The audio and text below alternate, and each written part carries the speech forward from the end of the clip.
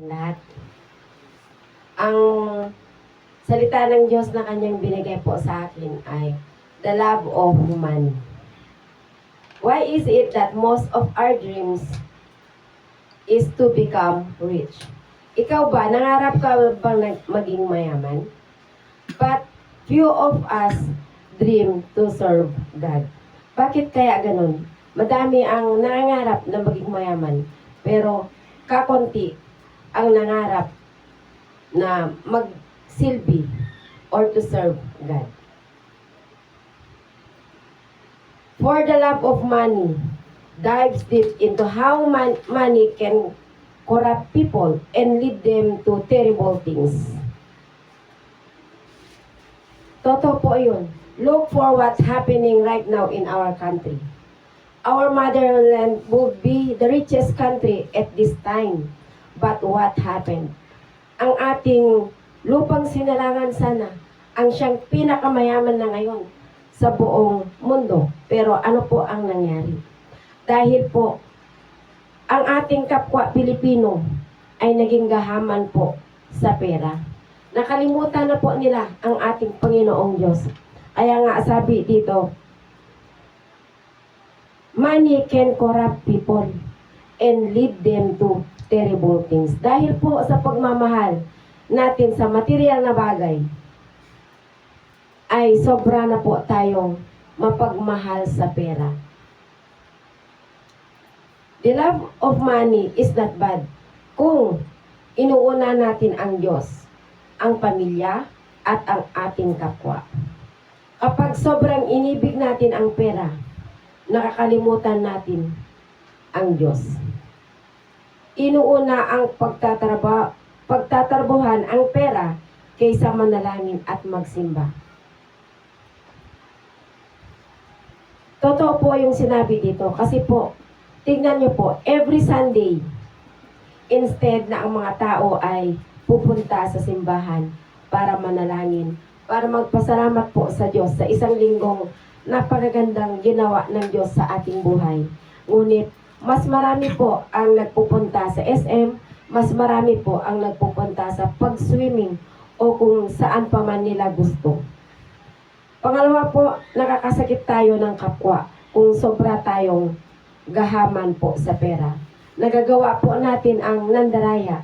Magiging madamot. Tayo ay nagiging madamot kapag tayo ay nakatikim ng pera. O di hindi marunong mag-share. Hindi tayo maging marunong mag-share ng blessings kapag marami na tayong pera. Kaya nga po, ang pera kung minsan o kadalasan tayo po ay binubulag. Hindi nakukontento. Ito po yung attitude ng taong mayaman na, pero gusto pa. Gusto po lahat. Gusto pong angkinin ang lahat. Kaya sabi, laging kulang. Laging kahit marami na, kahit marami pa, gusto pa. Gusto pang dagdagan ang pera. Pero tandaan po natin, ang pera ay gawin natin kasangkapan lamang. Gamitin natin ito para tumulong at maglingkod. Pero kapag ang pera ay ang gumamit sa atin, doon ang nagiging problema. Uulitin ko po, kapag ang pera ang siyang gumamit po sa atin, doon po tayo nagkakaproblema. Bakit? Yung pera na ngayon ang naging master natin. Dapat tayo ang master ng pera, hindi yung pera yung nagiging master natin. Sabi nga dito sa 1 Timothy 6 verse 10, for the love of money is the root of all kinds of evil. Some people eager for money have wandered from the faith and pierced themselves with many grief. Sa Tagalog naman, sapagkat ang pag-ibig sa salapi ay ugat ng lahat ng kasamaan. Dahil sa paghahangad na yumaman, may mga taong nalayo sa pananampalataya at sinapit ang maraming kapwighatian. Hindi sinabi dito na masama ang pera. Ang sinabi ay ang pag-ibig sa salapi ang naging problema. Ang pag-ibig po sa salapi ang naging problema. Ang ugat ng maraming problema, lalong-lalo na sa ating bansa. At alam naman natin ngayon na kasulukuyan po ang impeachment, hindi po lingid sa ating kaalaman yan. Buong mundo po ay nakakaalam. At ano po ang ugat nito? Kasi po, tayo po ay nakalimot. Tayo ay nakalimot sa ating Panginoong Diyos. Iba na po ang ating sinamba. Iba na po yung ating inuna. Kaya po, nagkaroon po ng problema. Ano po ang problema? Napakadami. Nakikita natin sa ating bansa ngayon. Sa ating bayan na lang. Napakadami sa tuwing may malakas na ulan. Yun po ay mga ugat ng problema. Tayo ay nababaha. Pero napakadaming pera ang sinabing inilagay sa mga proyekto. Ngunit wala tayong nakikita. So ano po dapat? Tayo bilang mga tao, tayo bilang mga lingkod ng Diyos, ay magkaroon po sana ng pusong maglingkod ng tapat. Yung ating sinumpaan na trabaho ay ating gawin po ng buong puso na may pagmamahal sa kapwa at sa Diyos. Kaya nga po, kung mahal mo ang Diyos, mahalin mo rin ang iyong kapwa. Sinungaling ang tao na sinasabi niya mahal niya ang kanyang Diyos o mahal niya ang ating Panginoong Diyos. Ngunit hindi niya mahal ang kanyang kapwa sapagkat inuuna niya lang niya ang kanyang sarili. Nakikita naman natin ngayon, inuuna ng mga nakaupo ngayon ang kanilang bulsa, ang kanilang sarili, ang kanilang kapakanan. So ano na ang nangyayari? Kaya po ngayon, nagkakagulo na sa ating bansa. At harinawa, ito ay mabigyan ng solusyon. Sabi nga, parang halaman, ang pag-ibig sa pera ay parang ugat. At kapag lumaki ang ugat na yon, tutubo ang mga masamang ugat tulad ng pagsisinungaling. Ito na po yung pinakaugat. Kapag tumubo daw yung pinakaugat ng ating pagmamahal sa pera, ito na, unang-una, tayo na ay nagsisinungaling kung ano ba yung tama. Marami po dyan, kunwari ng gawa-gawa ng mga resibo. Gawa-gawa na ito ang resibo. Tapos peking pirma. Laganap po yan. Hindi na po ito sekreto, kundi laganap na pong ginagawa ng karamihan. Pasensya na po, pasintabi na lang po sa mga gumagawa nito. Pero bilang tao po, dapat po, tayo ay magkaroon ng takot sa Diyos. Kadamihan na po kasi sa atin, ay wala na pong takot sa Diyos. Saan po tayo nagkaroon ng takot? Doon po, sa kapwa nating tao. Dapat hindi. Dapat sa Panginoong Diyos po tayo magkaroon ng malaking takot.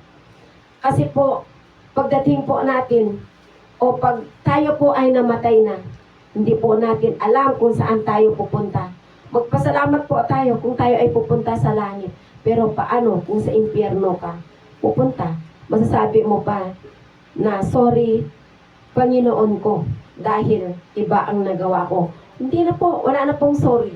Pag tayo na po ay kinuha. Pangalawa po ay yung pagnanakaw. Dahil hindi makapaghintay na maging yumaman, tayo na po ay magnakaw. Para po madali tayong yumaman. Tayo na ay magnakaw ng milyon-milyon, hindi lang milyon, kundi bilyon pa. At pangatlong ugat po dito, pagiging madamot. Yung tulad na nasabi ko kanina, sa gusto mong maging yumaman ka agad, ikaw na ay magiging madamot. Ayaw mo nang mag-share sa mga kapwa mo. Ayaw mong i-share ang iyong biyaya. Ayaw mong mabawasan ang iyong pera. Kaya ikaw ngayon ay nagiging madamot. At pang-apat, pagkakalayo sa Diyos. Mas inuuna ang trabaho kaysa ating Panginoong Diyos. Dapat po, kung tayo na po ay nakakilala sa Panginoong Diyos, uunahin po natin ang ating Panginoong Diyos at pangalawa po lamang ang ating trabaho. Kasi po, kapag tinanggal ng Diyos ang ating trabaho, tulad ko, ako po ay may trabaho, pero binibigyan ko pa rin ng time ang ating Panginoong Diyos. Kasi po, ang nasa isip ko, paano kung tatanggalin ng Diyos ang aking trabaho? Hiniling ko po ito sa ating Panginoong Diyos ang aking trabaho, pero po, kailangan din po natin paglingkuran ang ating Panginoong Diyos. Na kahit na tayo ay nahihirapan, bigyan pa rin natin ng time ang ating Panginoong Diyos. Sabi dito, ugat ng lahat ng kasamaan. Hindi ibig sabihin na lahat ng kasamaan naman ay dahil sa pera. Pero maraming kasalanan nagsisimula sa pagnanais ng pera. Tulad na lang halimbawa ng pandaraya natin, inggit, away sa pamilya. Ito po, hindi po natatanggal yung away natin sa pamilya. Kasi po, gusto natin mahigitan pa yung ating mga pamilya. May mga tao na dati ay mahal ang Diyos. Pero nung nakita nila ang pera, unti-unting lumalayo.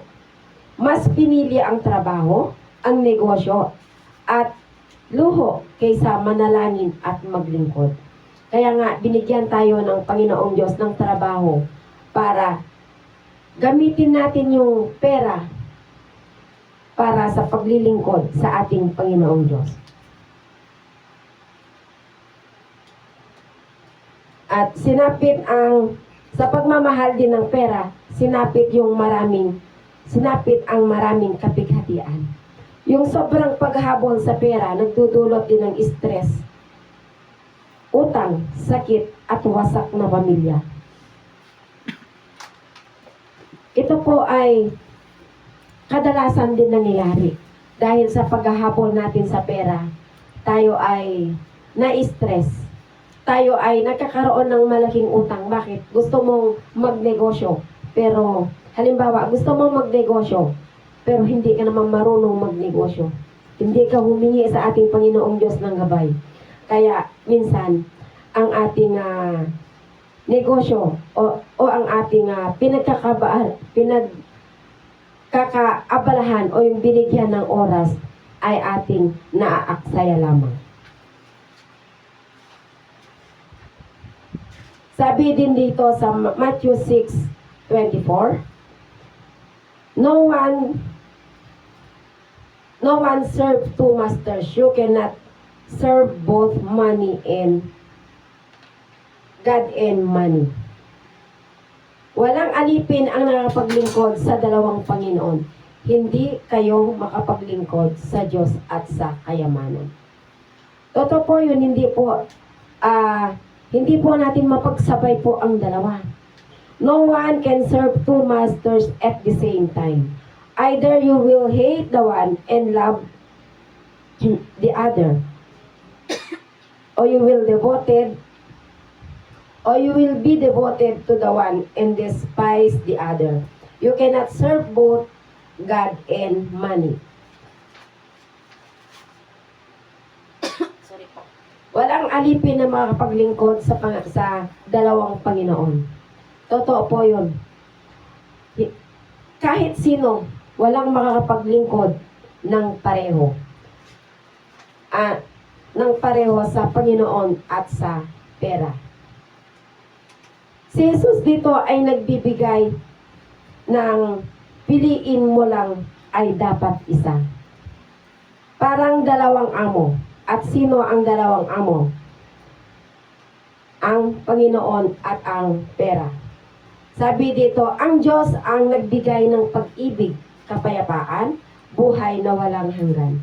Samantala yung pera o kayamanan, nagbibigay ng pansamantalang ginhawa at luho. So ilagay po natin sa ating kaisipan na ang Diyos po ang nagbigay ng pag-ibig sa atin, kapayapaan, at buhay na walang hanggan. Ngunit ang ating kayamanan ay pansamantalang ginhawa at luho. At hindi po nabibili ng pera ang pag-ibig. Hindi po nabibili ng pera ang kapayapaan. Lalong-lalo na hindi po nabibili ang pera ang buhay na walang hanggan. So bakit hindi pwede sabay? Kasi magkaiba sila ng direksyon. Si Lord sasabihin, anak, mag-share ka, tumulong ka. Ang pera, sasabihin sa'yo, itago mo yan, para lang sa'yo yan. Pero sino po ang ating susundin? Si Lord o ang pera? So, kailangan po natin mag-isip po dito. Kailangan po natin ang katalinuhan na isipin kung ano ba ang ating dapat sundin. Kaya darating ang time na pipili ka. Kanino ka ba susunod? So, ang pera, tulad na nasabi ko uli kanina, ang pera ay gawin lang natin itong isang kasangkapan. Gamitin natin para bumili ng pagkain, magbayad sa ating bahay, tumulong sa ating kapwa. At ang problema ay kapag ang pera ay yung naging boss mo. Kapag pera yung naging boss mo, malaking problema ang nasayo. Nasayo na po ang problema kung pera ang magiging boss mo.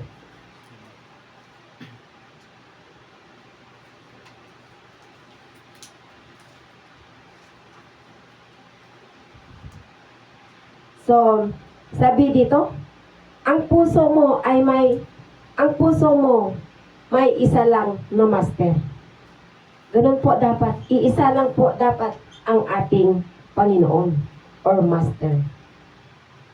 Kaya dapat uunahin po natin ang ating Panginoong Diyos.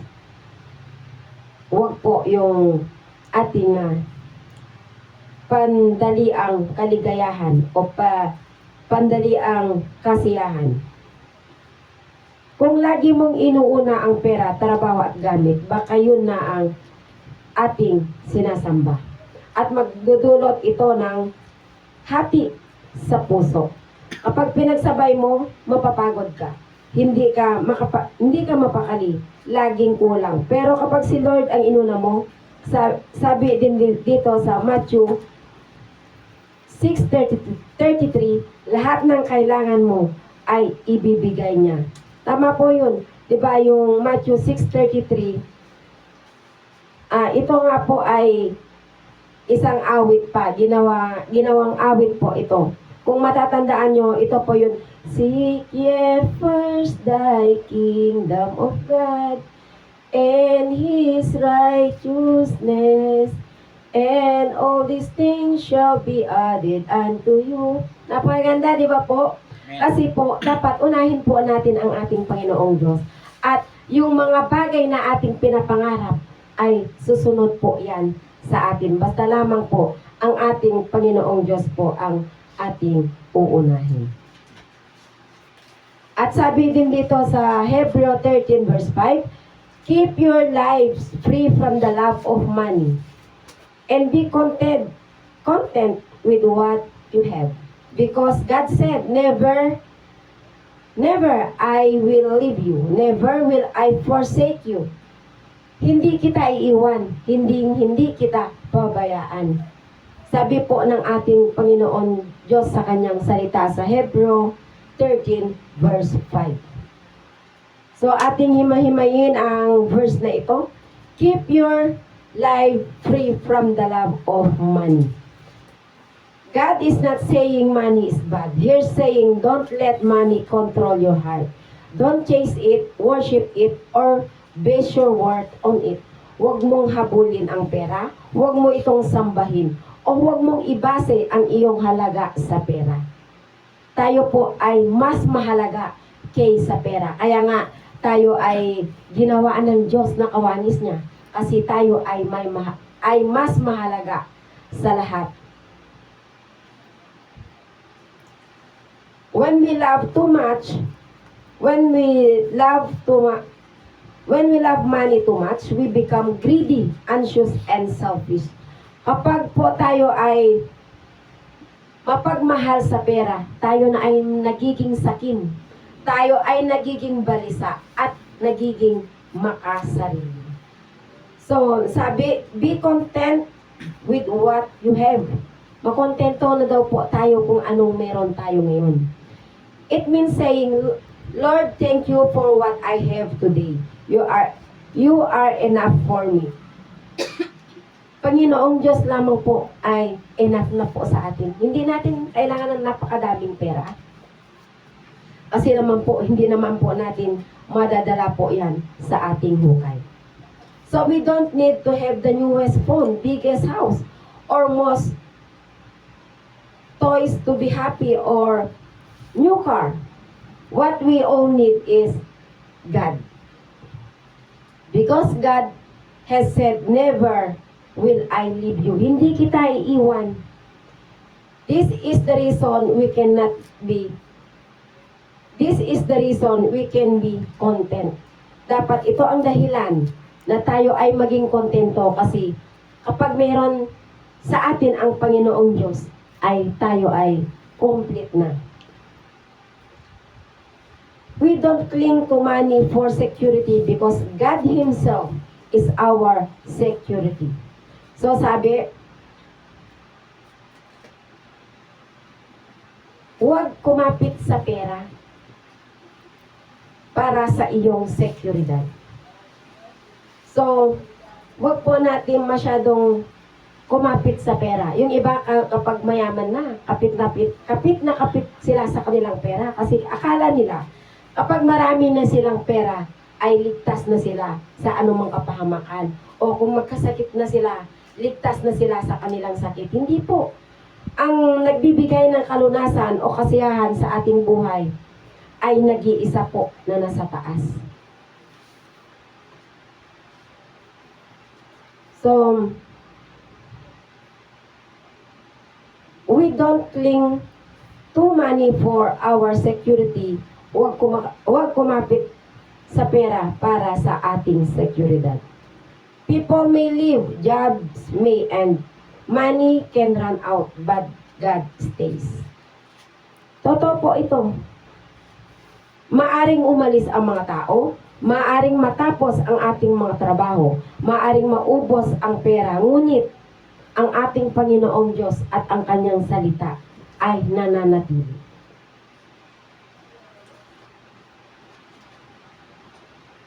So, God is better than anything. So the verse ends with a promise. Our safety is not in our bank account. It's in God's presence. He will never abandon us. So ang aking katanungan dito, what is the one thing I have right now that I can thank God for? So, anong isang bagay ang meron tayo ngayon na dapat natin ipagpasalamat sa ating Panginoong Diyos? And number 2, how can I show I trust God instead of worrying about money or things? So, dapat po bilang Kristiyano o bilang nakakilala sa Diyos ay dapat alam po natin kung ano po ang dapat mahalaga sa ating buhay. So, when we trust that God will never leave us, we can live free, grateful, and generous. Hanggang doon na lamang po at magandang gabi. Tayo po ay manalangin. Lord God, maraming salamat Ama sa mga salita mo na yung binahagi sa amin ngayon, Lord God. Bigyan mo kami ng malawak na pangunawa, Lord God, na kayo, Lord God, ang aming uunahin ng higit pa sa mga bagay dito sa mundo, Lord God.